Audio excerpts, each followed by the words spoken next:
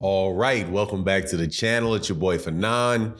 And in this video, we get a very, very insightful conversation from the trainer of Derrick, of Errol Spence Jr., Derrick James, 2022 Trainer of the Year, trainer of undisputed champion Jermell Charlo, 3-belt holding Errol Spence Jr., who's heading into the fight with Terence Crawford. And over the weekend, he really showed what an excellent coach he was when he trained Frank Martin and coached Frank Martin to a win that without him, he may not have gotten. But he shares some insight in the into the Errol Spence Terence Crawford fight that I think is very, very valuable for people to understand. Win, lose, or draw, what this man is talking about is 100% correct.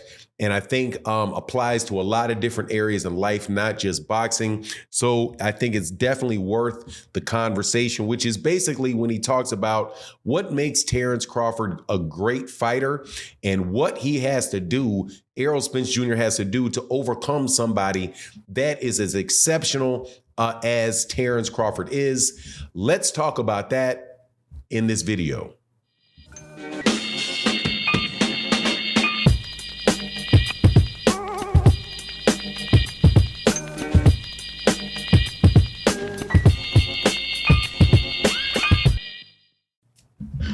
All right, welcome back to the channel. It's your boy Fanon, and in this video, we're going to be in the 147-pound division talking about one of the best fights that can be made in boxing, period. And obviously it is the Errol Spence Jr. versus Terence Crawford fight, which is right about now the entire sport of boxing. And that's saying a lot because boxing in 2023, this year, has just been off the chain. And it looks like it's going to be off the chain for the remainder of the year because there's so many other very, very good fights that are getting lined up besides this one. But this has to be the big moment of the year coming up on July 29th, the fight between for undisputed championship at 147 pounds, but more importantly, a fight where you have two of the best fighters in all of boxing fighting each other.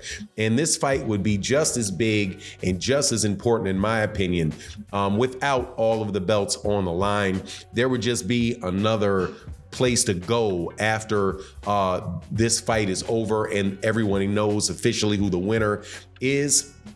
But just a huge fight. And Derrick James, who again is one of the best trainers in boxing, I'm a big fan of Derrick James as a trainer, as a person, and the way that the man handles his business, gave some insights into Terence Crawford and what Errol Spence Jr. needs to do to win the fight. And he basically talks about how Terence Crawford is not what a lot of people think that he is. Now, before I tell you what he says, let me tell you this, that just because I agree with this doesn't mean that Terence Crawford ain't a real dangerous guy. And I try my absolute best when I'm doing these videos to express that opinion because I think it's important to put on the record. This is no Terence Crawford hate, Terence Crawford hate, Terence Crawford hate. Look, man, you guys' energy's you get your energy all balled up for this fight and you want your guy to win and everything becomes personal. This is not a personal situation. I'm just telling you what this man said, and I'm thinking that, you know, it has a lot of ramifications or a lot of applications just in life in general. But before I get into the details of it, though, let me welcome you back to the channel. If you are a longtime subscriber and supporter of the channel, thank you so much for your continued support. It really does mean an absolute ton to the channel. And thank you so much to my guy, John Boy, with that big donation to sponsor the channel that you did in that one of those last live streams. I mean, not live streams, the videos you put up through the super thanks. It is a great way to sponsor channels that you like. Underutilized way to do it, but thank you very much to everybody that supports. Also, if you're new to the channel and you like it, hit the subscribe button. If you like the video, if you don't, hit the thumbs down button. It still works even though you can't see it. If you like it, hit the thumbs up button, all that good stuff. So But before we get into that, I just want to tell you real fast about today's sponsor, the Boxing Showtime app. It's a very useful app that keeps you updated on all things boxing, and you can keep up with the latest fights, where to watch them, the latest news, and a lot more. For any hardcore boxing fan like myself, and most likely all of y'all, I would definitely recommend downloading it. And it also is most definitely a big support to the channel. It's available for both Apple and Android, and you can find the link in the description below. Thanks for considering downloading Boxing Showtime's app. But let's get back into the subject matter of the video. Basically, this is what Derrick James is saying. He said, when you prepare someone for something of this magnitude, if I miss something I miss will come out in the fight. That will be something that Crawford can capitalize on. He said, I think the fighter, I think the closer it gets to the fight, the more serious Errol becomes.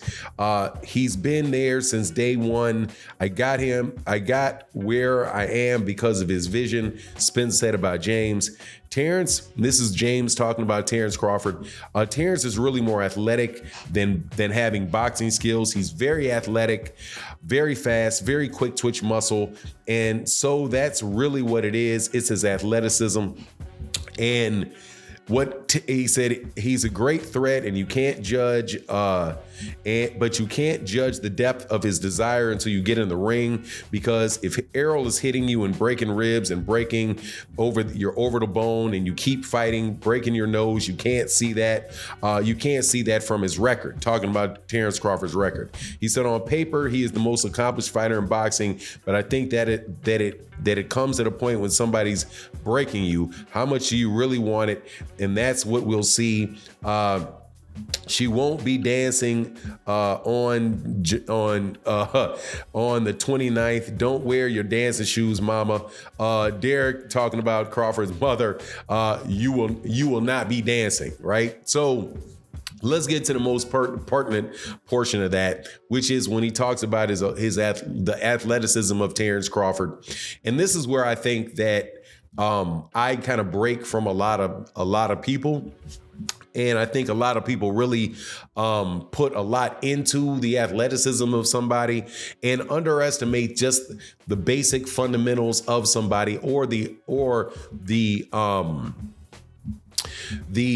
benefit that you get when somebody really is just very, very, very much keeping it simple and just trying to hurt you. Now, the thing with Terence Crawford is that Terence Crawford is somebody that, if you look at what even Victor Postol said, and Victor Postol is a former opponent of Errol Spence, of Terence Crawford's, that said he thought Terence is going to win the fight because of his quick twitch muscles. Well, he didn't say quick twitch. He said because of his speed. And he thinks, as the fight goes on, he's going to find something for Errol, and he's going to hurt Errol and knock him out, right? That's a guy that pretty much gives the prediction that a lot of people that are going with Terence Crawford says. But shout out to Marco. I was listening to an interview where Winky Wright, who is a former 154-pound champion, undisputed 154-pound champion, who fought Felix Trinidad, fought Fernando Vargas, fought a lot of the really great Bernard Hopkins at 160 pounds, trying to become undisputed at 160 pounds against Bernard Hopkins.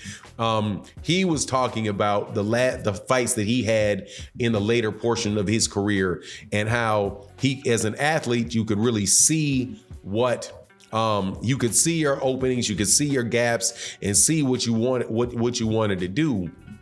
But at that point in time in his career, it's like you just couldn't pull the trigger, right? So he's talking about his athleticism, which, by the way, Winky Wright said he had a lot more than people saw in his championship days, because when he picked up boxing late and went overseas and fought I